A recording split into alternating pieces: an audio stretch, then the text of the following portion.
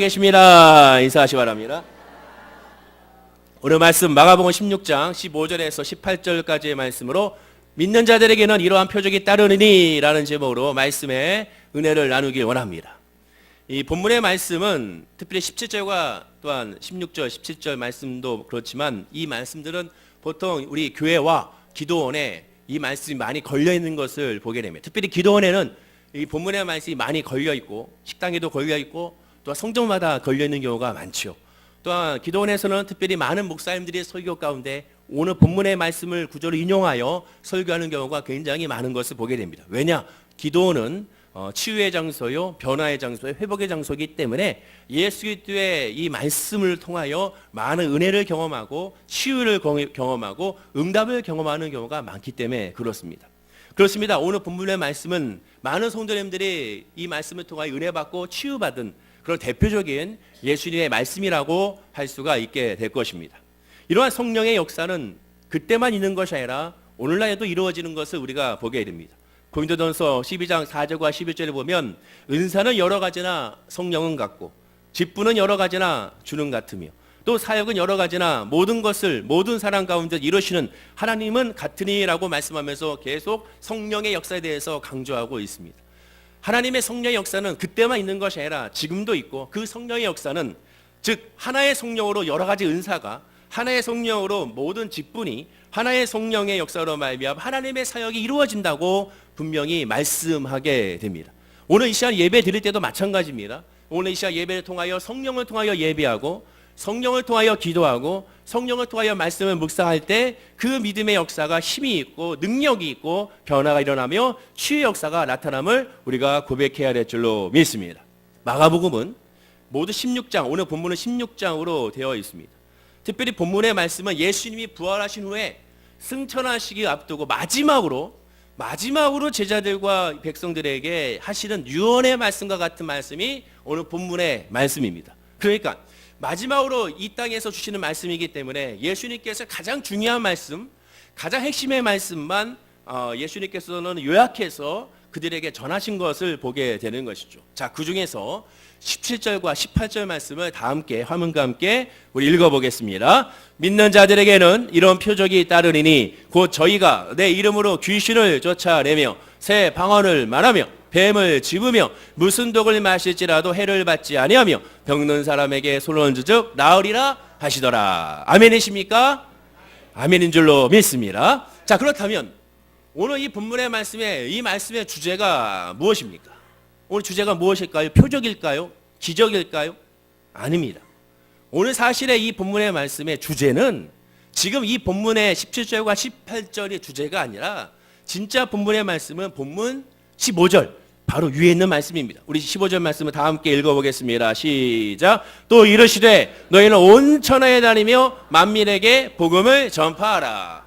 예수님께서 승천하시기 전에 마지막으로 말씀하실 때 또 이르시되 너희는 온 천하에 다니며 복음을 전파하라. 자, 복음을 전파함으로 말미암아 이루어지는 표적, 복음의 전파에 있어서 이루어지는 새 방언, 복음을 전파함으로만 이루어지는 치료의 역사, 나음의 역사를 오늘 본문에서 17절과 18절에서 말씀해 주고 있게 되는 것입니다. 그러니까 주제가 어디에 있느냐? 표적이 주제가 아니라 기적이 주제가 아니라 복음이 주제라는 겁니다. 이 복음의 주제에서 이 복음의 이 범위에서 벗어나지 말고 오늘 예수님의 말씀 우리가 묵상해야 되는 것입니다. 정리하면 온전한 믿음으로 복음을 전하는 자에게 여러 가지 기적과 표적이 나타난다고 예수님은 말씀해주고 있게 되는 것입니다. 그러니 늘 이 중심으로 우리가 봐야 되는 것이죠. 따라서 오늘 믿는 자들에게는 이런 표적이 따른다고 하셨는데 진짜 우리에게 알게 하고자 하는 그 표적이 무엇인지 또한 그 은혜가 무엇인지를 오늘 이 시간에 한번 우리가 말씀을 통하여 은혜를 나누길 원합니다. 자, 신약 성경에서 먼저 알아야 될 것은 오늘 본문에서 첫째로 표적과 이적과 기사가 무엇인지 그 용어의 정의부터 먼저 나눠봐야 될 것 같습니다. 신약 성경에서의 기적은 우리말로 표적, 이적, 기사 등으로 여러 가지로 번역이 되어 있습니다. 용어의 뜻을 살펴보게 되면 표적이라는 말은 신호, 증후라고 말을 하게 되죠. 이적이라는 단어도 헬라의 원어는 동일하게 세메 이온이라는 단어로 사용합니다. 역시 전조, 징조, 신호, 표시, 기사 이렇게 말합니다. 기사라는 단어도 마찬가지입니다. 놀라다, 경이롭다라는 단어의 뜻과 함께 헬라어로는 테라스, 즉 기적, 징조, 경이라는 뜻이 사용되고 있습니다. 결국 표적과 이적과 기사라는 단어가 우리 한글로는 좀 다를 수 있을지 몰라도 결국 그 뜻은 동일한 뜻이 있습니다. 한마디로 기적이라는 것이죠. 즉 기적으로 쓰나 이적으로 쓰나 표적으로 쓰나 별 차이가 없다라는 겁니다. 그런데 이 기적이든 이적이든 표적이든 이 용어에서 핵심적인 역사가 무엇이냐? 이러한 역사는 한 번 일어나기가 굉장히 쉽지가 않다는 겁니다. 즉 항상은 물론 자주 일어나지 않기 때문에 기적이라고 말한다는 것이죠. 만약에 자주 일어난다면 기적이라고 할 수가 없을 것입니다. 자주 일어나지 않기 때문에 우리 기적이라고 말하고 이사라고 말하고 또한 기사라고 말하고 이적이라고 말하고 표적이라고 말하게 되는 것입니다. 만약 항상 일어난다면 초자연적인 일이 아닌 것이죠. 따라서 기적과 이사와 이적은 자주 일어나는 것이 아니구나라는 것을 인식해야 됩니다. 기적이란 무엇이라고 제가 예전에 말씀드렸습니까? 기적은 하나님의 창조의 질서가 깨어지는 것입니다. 하나님의 창조의 질서가 무엇입니까? 홍해는 갈라지지 말아야 되는 것입니다. 그러나 홍해가 갈라지고 물이 막혔죠. 그거는 하나님의 창조의 질서, 물이 흘러가는 그 질서가 깨어지는 것을 의미하게 됩니다. 저 사람은 죽어야 되는데 죽지 않냐고 살아났습니다. 하나님의 창조의 질서가 깨어진 것을 의미하게 됩니다. 즉 기적은 하나님의 창조의 질서가 깨어지는 쉽게 일어나지 아니하는 그런 역사라는 것을 인식하고 우리가 성경의 말씀을 묵상해야 되는 것입니다. 그럼 두 번째, 그럼 예수님께서 표적을 주신 이유가 무엇일까? 복음서, 마태, 마가, 누가, 요한복음의 이 기록자들은 오늘 본문을 포함하여 초자연적인 기적에 대하여 표현할 때 대부분 표적이라는 단어를 사용하게 됩니다. 표적이라는 단어는 무엇입니까? 그로 말미암아 무엇인가를 보여준다라는 뜻이 있게 되는 것이죠. 자, 요한복음 20장 30절과 31절 말씀을 우리 화면과 함께 읽어보겠습니다. 예수께서 제자들 앞에서 이 책에 기록되지 아니한 다른 표적도 많이 행하셨으나 오직 이것을 기록함은 너희로 예수께서 하나님의 아들 그리스도이심을 믿게 하려 하며 또 너희로 믿고 그 이름을 힘입어 생명을 얻게 하려 함이니라. 왜 예수님께서 기적을 일으키셨을까요? 왜 예수님께서 표적을 보여주셨을까요? 이유는 분명히 나옵니다. 첫째 이유는 오직 예수 그리스도를 믿게 하려는 이유라는 것입니다. 예수를 믿게 하려고 기적을 일으키신 것이라는 것이죠. 그냥 그 사람이 좋으라고 기적을 일으킨 것이 아니라 예수를 믿게 하려고 기적을 일으킨 것입니다. 오직 이것을 기록함은 너희로 예수께서 하나님의 아들 그리스도이심을 믿게 하려 함이요라고 분명히 말씀하게 됩니다. 그러므로 기적의 첫 번째 기능은 예수가 그리스도임을 알게 하라는 것입니다. 우리가 차로 운전하다 보면 표지판을 발견하게 되죠. 그 표지판의 용도가 무엇입니까? 주로 최종 목적지나 도착지를 알려주는 것이 목적이 아니라 그곳으로 가는 방향, 그 최종 목적지로 가는 방향이 어느 방향이고 그 목적지까지의 거리가 어느 정도인지를 알려주는 것이 표지판의 기능인 것을 우리가 보게 됩니다. 즉 방향성을 나타내 주게 되는 것이죠. 기적이 바로 그 방향성입니다. 기적을 통하여 머물고 있는 것이 아니라 기적을 통하여 예수는 그리스도임을 고백하고 하나님의 아들인 것을 깨닫게 하기 위해 우리에게 기적을 보여주신다는 것입니다. 근데 문제는 무엇이냐? 오늘날 기적을 예수 그리스도를 만나는 것으로 이어지지 않는 것이 문제라는 겁니다. 기적의 역사가 나타났습니다. 치유의 역사가 나타났습니다. 응답의 역사가 나타났습니다. 그러면 어떻게 됩니까? 무릎 꿇고 예수는 그리스도임을 고백해야 되는 겁니다. 하나님의 아들임을 고백해야 됩니다. 거기서 멈추면 안 되는 것입니다. 와, 나는 응답 받았네. 거기서 끝이 돼서는 안 된다는 것이죠. 그 응답을 받았다면, 그 역사가 나타났다면 그 목적은 예수가 그리스도를 아는 것이고 복음을 아는 것이고 복음을 안다는 것, 예수가 그리스도를 안다는 것은 내가 주인임을 깨달아 주님 앞에 삶의 주관자가 내가 아니요 하나님이라는 것을 고백하는 것이 그것이 바로 예수님께서 기적을 주시는 목적이다라고 말하게 되는 것입니다. 마태복음 11장에 보면 믿음이 좋았던 침례 요한도 의심했습니다. 여러분 이것이 중요하죠. 아무리 믿음이 좋은들 의심은 누구나 들어옵니다. 왜? 인간이기 때문에. 그가 무슨 의심을 했습니까? 과연 예수님이 진짜 메시아인지 의심하게 됩니다. 어디에서? 감옥에서. 감옥에 있다 보니까 예수님에 대해서 의심하게 됐습니다. 마태복음 11장 3절에 보면 요한은 제자들에게 예수님을 보내게 됩니다. 예수께 여짜오되 오실 그이가 당신이오니까 우리가 다른 일을 기다리오니까. 얼마나 고민했겠습니까? 침대 요한이, 이 세례 요한이 고민을 많이 했겠죠. 오죽했으면 답답해서 제자들을 보내서 물어봤겠습니까? 예수님의 대답은 이렇습니다. 4절에 예수께서 대답하여 이르시되 너희가 가서 듣고 보는 것을 요한에게 알려라. 너희가 가서 듣고 보는 것. 예수님께서 하고 있는 것, 예수님께서 말씀하고 있는 것, 그 모든 것들을 요한에게 그대로 전해주라는 겁니다. 너희가 가서 듣고 보는 것을 요한에게 알려라. 이것을 다른 말로 표현하면 오늘날로 표현은 뭡니까? 이것을 우리는 오늘날로 설교라고 표현하게 되고 복음을 전하는 전도라고 표현하게 됩니다. 그대로 전하는 겁니다. 예수가 뭐 했는지, 예수가 무엇을 말씀하셨는지, 예수가 어떻게 행하셨는지를 그대로 전하는 것입니다. 예수님이 메시아인지 다른 일을 기다렸지 요한의 제자들이 와서 물었을 때 예수님은 너희가 듣고 보는 것을 보고 그대로 전하라고 분명히 말씀합니다. 그것이 무엇입니까? 5절 말씀입니다. 우리 5절 말씀을 다 함께 읽겠습니다. 맹인이 보며 못 걷는 사람이 걸으며 나병 환자가 깨끗함을 받으며 못 듣는 자가 들으며 죽은 자가 살아나며 가난한 자에게 복음이 전파된다 하라. 맹인이 보고 못 걷는 자가 걸으며 나병 환자가 깨끗함을 읽게 됩니다. 무슨 뜻입니까? 인간이 할 수 없는 초자연적인 기적의 역사가 이루어졌다는 겁니다. 이 초자연적인 기적의 역사가 일어나면서 뭐라고 말씀합니까? 복음이 전파됐다라고 말씀하게 됩니다. 즉 기적을 통하여 예수를 발견해야 한다는 것이죠. 나음을 입었는가? 그러면 예수가 그리스도임을 고백해야 되는데 그 고백이 없어서 문제라는 겁니다.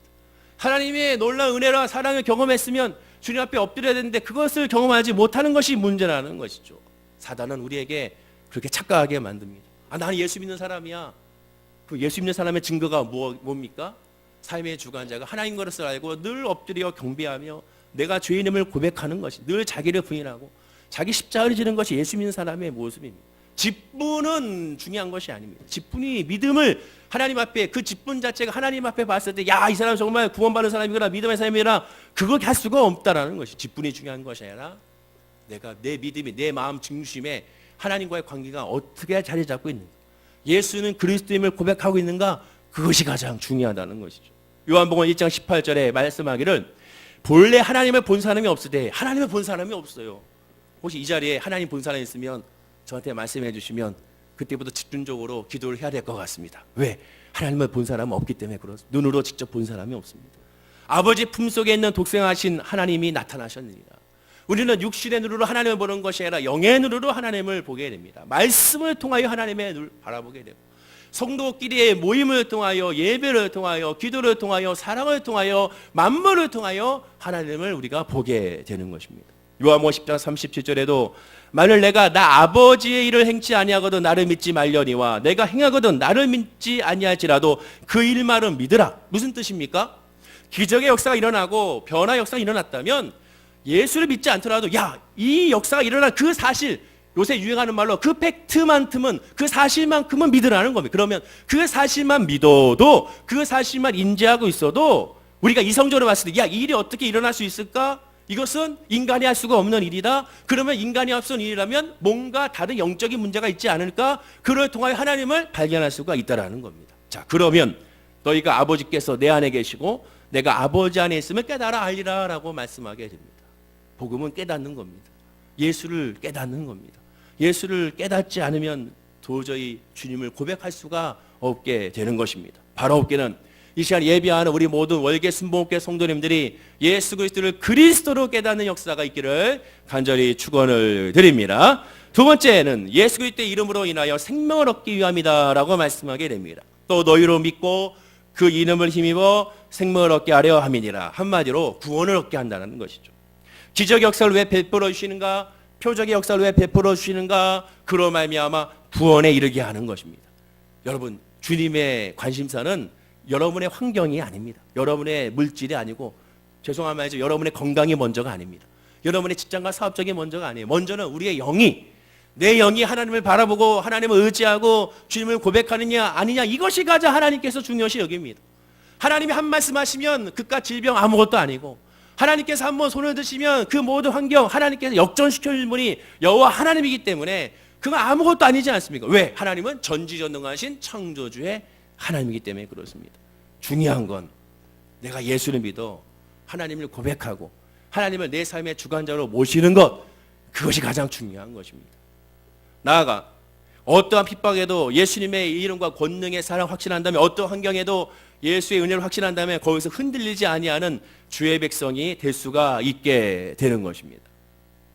다시 강조하지만 예수님이 이 땅에서 오신 목적은 단지 기적과 이적으로 우리의 모든 삶을 변화시키고 직장과 사업적인 잘 되고 단지 질병에 치료하는 것으로 끝나는 것이 아니라는 것이죠. 마태복음 1장 38절에 보면 많은 사람들이 예수님을 찾아왔습니다. 예수여 우리를 만나 주십시오. 언제 찾아왔습니까? 성경에 보면 새벽에 찾아왔습니다. 수많은 사람들이, 한 사람도 아니고 수많은 사람들이 예수님을 새벽에 만나겠다고 예수님을 찾아오게 된 겁니다. 근데 예수님은 이 사람들을 만나주지 않고 거절합니다. 이렇게 말씀하죠. 우리가 다른 가까운 마을들로 가자. 거기서도 전도하리니 내가 이를 위하여 왔노라. 내가 왜 왔는가? 예수님이 이 땅에 왜 오셨는가? 전도하러 왔다. 복음을 전하러 왔다. 예수가 그리스도임을 알게 하기로 왔다라고 말씀하게 됩니다. 예수님은 그들을 철저하게 거절하셨습니다. 그들이 예수님을 만나고 싶어 했습니다. 왜 만나고 싶어 했었을까요? 그들의 질병, 그들의 문제, 이 세상적인 걸 해결해 달라고 그들이 온 것이죠. 그들이 예수를 구주로 영접하기 위하여 내 죄를 사하여 주옵소서, 주여 나를 불쌍히 여겨 주옵소서, 내 죄를 사하여 주옵소서 왔다라면 예수님이 그들을 다 만나 주셨을 것입니다. 그러나 그들의 목적은 예수가 목적이 아닌 그들의 삶의 목적이었기에 예수님은 그들을 외면하시게 된 것이죠. 오히려 주목할 사항은 예수님은 기적과 표적만 구하는 세대를 이렇게 평가하셨습니다. 다 함께 마태복음 16장 4절 말씀을 묵상하겠습니다. 자, 시작. 악하고 음란한 세대가 표적을 구하나 요나의 표적밖에는 보여줄 표적이 없느니라 하시고 그들을 떠나 가시리라. 악하고 음란한 세대가 기적을 구한다는 것입니다. 기적을 구한다는 것입니다. 이거 굉장히 중요한 말씀이죠. 예수님이 심하게 말씀하셨죠. 우리가 성경에서 이렇게 했지만 원래 원문을 보면 정말 심하게 욕을 하신 겁니다. 악하고 음란한 세대가 기적을 구한다. 예수님께 나오는 사람은 이 세상적인 것 때문에 오지 말라는 겁니다. 물론 그것 때문에 왔을지라도 예수를 만나는 것이 목적이 돼야 한다는 것입니다. 가장 안타까운 게 뭐냐? 예수를 만남으로 말미암아 교회 나와서 응답되지 않았다고 교회를 떠나는 사람들이 가장 안타까운 겁니다. 너무 안타까운 것이죠. 그럴 때마다 하나님 앞에 엎드려서 주여 저들을 마음을 열어주십시오라고 기도할 수밖에 없는 것이죠.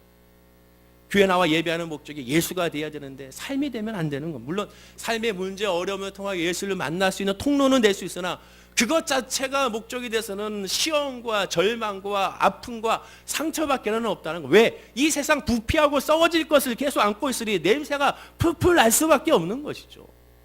예수만 붙잡고 예수를 의지했을 때 나머지 모든 것에서 자유하게 됩니다. 성경에 말씀하죠. 예수님께서는 이 세대가 구하는 기적을 내가 보여줄 수 없다. 그러나 너희들에게 보여줄 확실한 표적은 뭐냐? 요나의 표적밖에 없다. 요나의 표적이 무엇입니까? 요나 선지자는 하나님의 말씀에 순종하지 않냐고 도망가다가 고래 뱃속에서 3일간 있다가 살아난 요나입니다. 요나의 기적은 고래 뱃속에 들어갔다가 다시 살아난 것이죠. 3일 만에. 이 말씀 무엇입니까? 예수 그리스도께서 십자가에 죽으시고 3일 만에 부활한 것을 의미하게 됩니다. 그럼 예수님의 십자가 달려 죽으시고 부활하셨습니까? 우리가 아까 찬양 때 찬양같이 우리를 구원하기 위하여, 우리의 죄에서 구원하기 위하여 예수님 십자가 달려 죽으시고 부활하시게 된 것을 우리가 믿게 되는 것이고, 그런 역사가 나타나게 된 것입니다. 즉 요나의 표적은 뭡니까? 요나의 기적은 뭡니까? 그 예수님을 내가 믿은 것이 기적이라는 것이고, 내가 그 예수님을 믿은 것이 표적이라는 것이죠. 여러분, 진짜 기적은 내가 예수를 믿은 겁니다. 내가 예수 믿고 지금 이 자리에 있다는 자체가 이것이 놀라운 기적이에요. 저도 마찬가지로 제가 목사가 된 것이 이거 진짜 큰 기적입니다.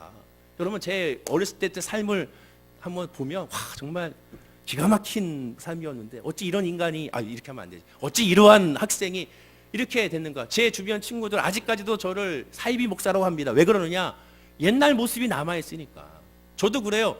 옛날 모습이, 옛날 어릴 때 친구들의, 제 친구 중에 그 강력반 형사가 한 명 있는데 저도 걔한테 얘기하면 여기 부패 형차라 이렇게 얘기하거든요. 왜? 어릴 때 모습을 알기 때문에 그렇습니다.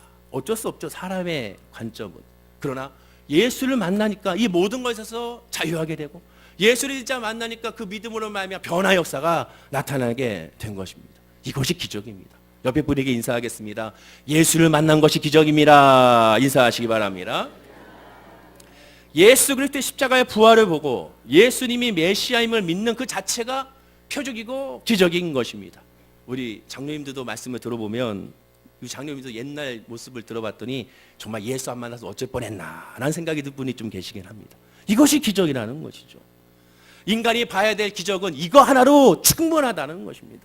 예전에 막나니 같은 사람이 예수를 만나보려면 변화되어 예배하고 이 세상 것 다 끊고 주님을 바라보면서 이 세상에서 성실하게 살아가는 모습을 보면 그것만한 기적이 없고 그것만한 표적이 없다는 것이, 왜? 그것 자체가 그리스도의 향기요 복음의 증거요 빛과 소금이기 때문에 그렇습니다. 이것이 기적인 것이죠. 예수님께서 의심 많은 도마에게 말씀하신 것을 기억해야 됩니다. 요한복음 29장 29절에 예수께서 이러시되 너는 나를 본 거로 믿느냐? 보지 못하고 믿는 자들은 복되도다 라고 말씀하게 됩니다. 진짜 믿음은 예수로 믿는 것이 진짜 믿음입니다. 죄송한 말씀이지만 질병과 문제와 아픔과 상처로 예수를 만나는 분은 착각할 수가 있어요. 그 착각할 수 있습니다. 착각. 아, 내가 예수를 만났구나. 착각할 수가 있습니다. 그러나 진짜 예수 그리스도를 만나는 사람은 착각이 안 되면, 왜? 예수 그리스도를 만나는 사람은 어떤 시험과 어떤 아픔과 어떤 상처가 와도 흔들리지는 않습니다. 진짜 요동치지는 않습니다. 늘 편안하고 늘 기쁘죠. 아유, 그럴 수 있을까? 그럴 수 있어. 아, 이렇게 무너질 수 있을까? 무너질 수 있어. 그러나 하나님이 다시 역전시켜 주실 거예요. 왜? 하나님은 완전한 선이기 때문에, 그 하나님을 믿기 때문에 좌우로 요동치지 않는다고 시편은 고백하고 있지 않습니까? 우리는 예수를 만나야 되는 것입니다. 권능을 많이 베푼 마을의 고을에서 예수를 다 만났나요? 여러분, 예수를 만나서 다 치료받고 응답받는 사람들이 예수를 잘 믿었나요? 전혀 그렇지가 않습니다.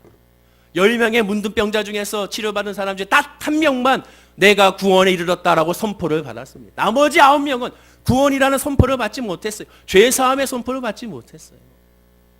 우리는 오직 예수 그리스도를 진짜 만나고, 진짜 예수 그리스도 영으로 만나고 예수 그리스도를 만남으로 자유를 누려야 될 줄로 믿습니다.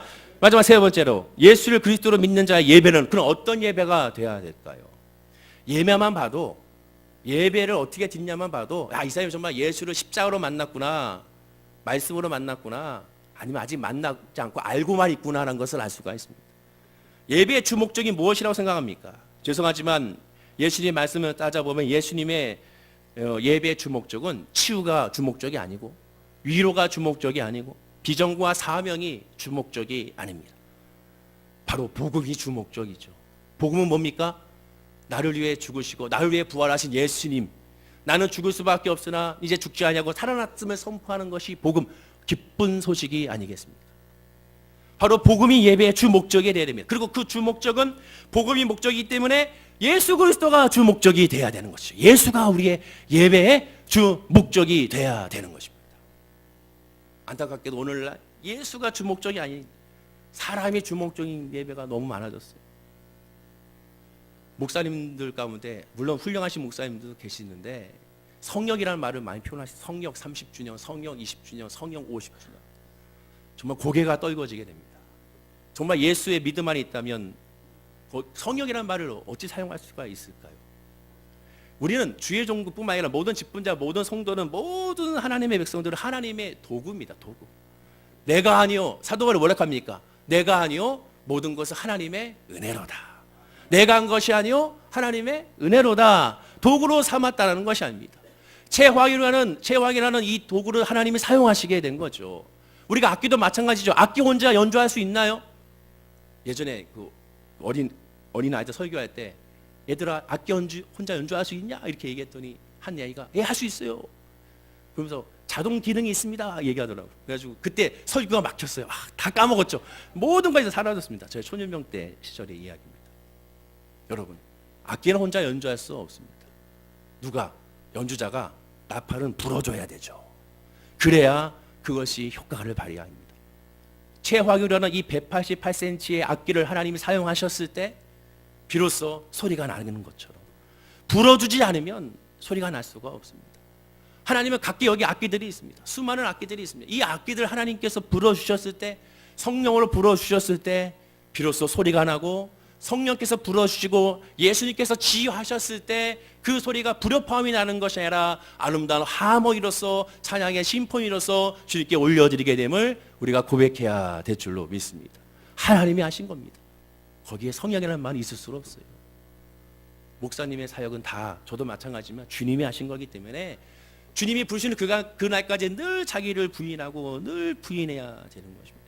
오직 예배는 예수가 주인공, 하나님이 주인공, 말씀이 주인공이 돼야 될 줄로 믿습니다.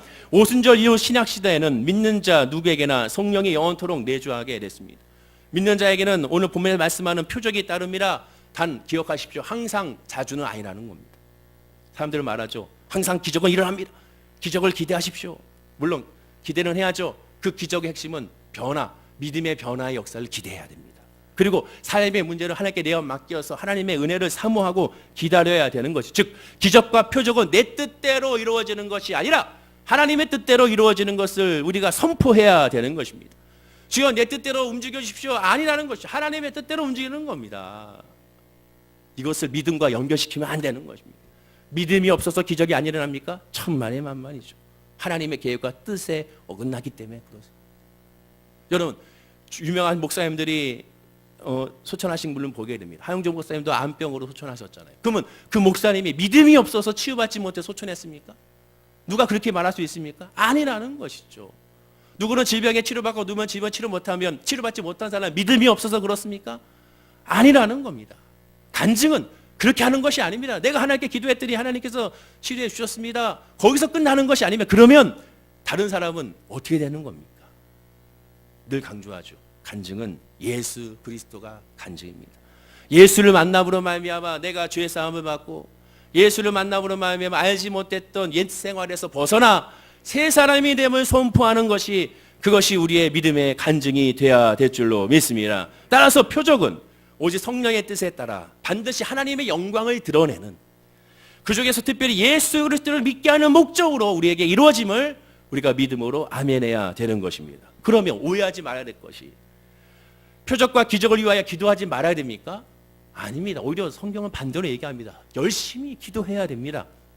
야고보서 5장 14절과 16절 말씀을 우리 다 함께 화면과 함께 읽어보겠습니다. 너희 중에 병든 자가 있느냐? 저는 교회 장로들을 청할 것이요 그들은 주의 이름으로 기름을 받으며 유하여 기도하였지니라. 믿음의 기도는 병든 자를 구원하리니 주께서 저를 일으키시리라. 혹시 죄를 범하였지라도 사함을 얻으리라. 이러므로 너희의 죄를 서로 고하며 병 낫기를 위하여 서로 기도하라. 의인의 간구는 역사하는 힘이 많으니라. 오늘 본문 말씀 뭐라고 말씀합니까? 병든 성도는 교회 장로들에게 기도를 요청하라. 여러분 아프십니까? 우리 장로님들한테 기도를 요청하십시오. 우리 장로님들을 계속 기도를 요청해, 중보기도를 요청하십시오. 우리 장로님들 기도를 많이 할 수 있도록. 뭐라고 얘기합니까? 장로 혼자 얘기한 것이 장로들이라고 말하게 됩니다. 복수로 말하게 되죠. 모든 사람과 함께 기도하라는 겁니다. 모든 직분자들과 함께 기도하라는 겁니다. 아프면 숨기지 말고 그것을 내놓고 기도를 해야 됩니다. 같이 중보로 기도해야 되는 겁니다. 그래야 하나님의 은혜의 역사가 이루어진다고 말씀하게 되는 것입니다. 성도들은 맡은 직분과 관계없이 서로 불쌍히 여기고 사랑하는 마음으로 함께 하나님께 구하고 간구하라고 말씀하게 되는 것입니다. 그럴 때 하나님의 역사가 나타나게 된다는 것이죠. 두 번째 말씀하죠. 기름을 바르며 기도해라. 기름이란 무엇입니까? 당시의 기름은 치료제였습니다. 치료제. 오늘날 따지면 약을 먹으면서 기도하라 이 뜻입니다. 약을 먹으면서 기도하라. 너무나도 성령 충만하신 분들은 하나님이 치료해 주실 거라고 약을 먹지 않고 기도하는 분이 있습니다. 그러다가 며칠 후 요단강에서 만나게 되는 것이죠. 하나님께서 약을 주신 것도 하나님의 뜻입니다. 하나님께서 그 방법부터 우리의 역사하세요. 하나님의 구원은 우리가 있는 것 가운데 우리에게 역사기호가 더 많습니다. 그럼 믿음에서 어떻게 됐습니까? 주여 내가 병원에 갑니다. 주여 이 병원에 좋은 의사를 만나게 하여 주시고 실력 있는 의사를 만나게 하여 주시고 실력 있는 의사를 통하여 기왕이면 기도하는 의사를 만나게 하여 주시고 의사의 손길이 주님의 손이 되게 하여 주셔서 나를 완벽히 치료하여 주옵소서. 이 시간 약을 먹습니다. 이 시간 이 약을 먹을 때 주여 이 약을 통하여 완전히 치료하게 하여 주심으로 그럼 더 이상 약을 먹지 않냐고 아버지 나음을 얻게 해달라고 기도해야 되는 것입니다. 기름을 바르며 기도했던 것처럼 우리도 그렇게 해야 됩니다. 내가 할 수 있는 한 최선을 다하고 하나님께 맡겨야 되는 것이죠. 그럼 약이 없으면 어떡합니까? 주님만 바라보면 되는 것이죠. 약이 없는 상태에서는 그런 보통 선교지에서 그런 기적 역사가 많이 나타나는 이유가 뭡니까? 진짜 주님만 바라보기 때문에 그렇습니다. 의지할 것이 없으니까.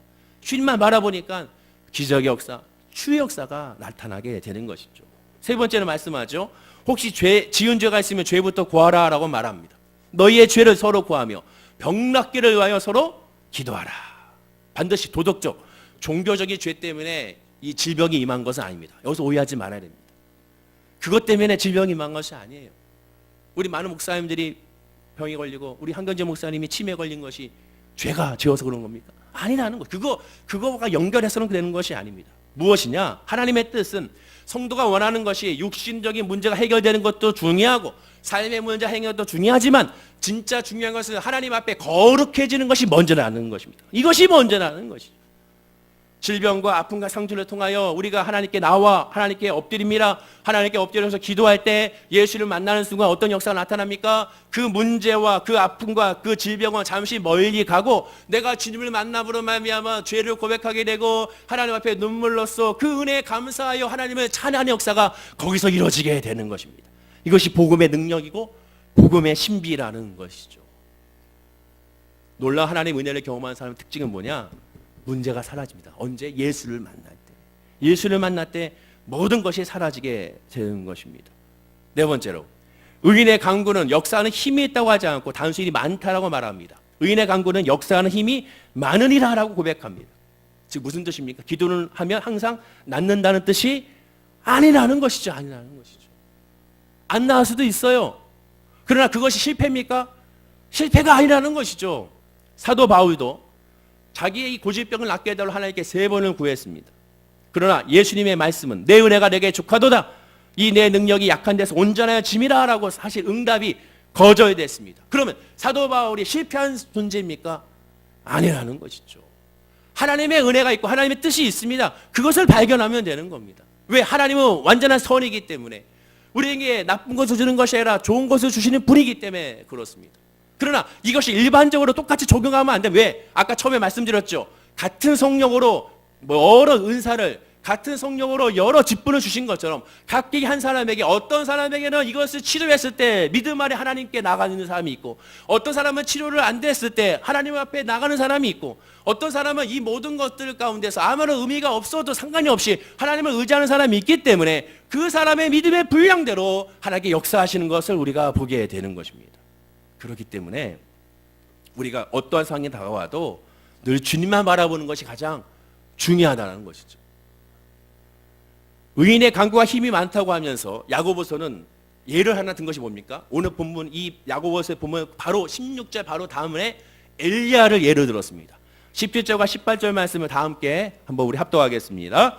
엘리야는 우리와 성정이 같은 사람이로되 그가 비가 오지 않기를 간절히 기도한즉 3년 6개월 동안 땅에 비가 오지 아니하고 다시 기도하니 하늘이 비를 주고 땅이 열매를 맺어느니라. 엘리야가 하나님께 기도했을 때 3년 동안 가물게 하고 기도로 해결되겠다고 성경은 말씀하게 됩니다. 엘리야는 9시대에 우상 숭배로 타락한 북이스라엘을 심판해달라고 기도했고 자기 생명이고 450명의 바알 선지자 홀로 맞서며 기도했던 사람이었습니다. 근데 그 기도 핵심이 무엇이었습니까? 주님의 뜻대로 이루어달라는 것이죠. 엘리야는 하나님께 기도했습니다. 자기는 죽더라도 하나님의 거룩한 통치가 이루어지기를 기도했습니다.